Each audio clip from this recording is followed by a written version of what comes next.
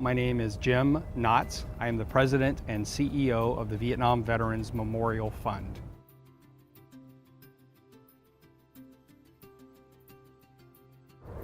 We were really excited to be contacted by the group in Perryville and learn of their desire to build a full-scale replica of the wall that we have here in Washington, D.C. At this point, I'm not aware of any other replicas around the country that are full-scale, certainly not as extensive as the one in Perryville will be. Everything from looking at the font of the letters that will be on the wall, to the depth of the inscription, to the height of the letters, to the height and width of the wall panels themselves. They've even gone all the way to India to get granite from the same quarry as the panels that we have here in Washington, D.C.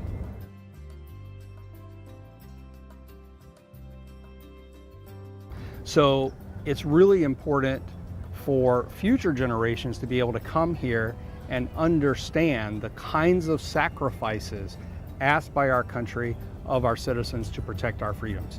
And it's important because in future generations, some of them may actually be asked to make these same kinds of sacrifices.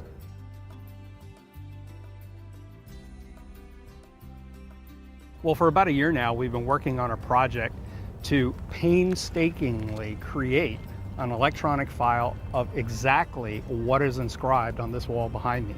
So as you can imagine, in 1982, desktop publishing and being able to pull up a word processor, it wasn't commonplace. So over the years, as names have been added, as status changes have been made from missing to known dead, there's never been an accurate file kept of exactly what's on the wall. So we've had a number of volunteers around the country help with that, painstakingly looking at every letter of every name on every line of every panel.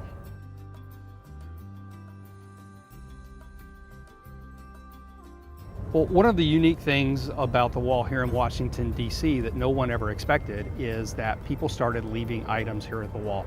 So one of my favorite items is a pair of combat boots that was left by a Marine that wore those boots through 2 tours of duty in Iraq. And he left them with a note thanking the Marines that served during the Vietnam War, because he said, if your generation had not come home to jeers and insults, I would not have come home to handshakes and hugs. And I think that indicates just how profoundly the wall has helped our country heal from the wounds of the Vietnam War and understand that we should always honor service by our military and our veterans, regardless of our feelings about the war.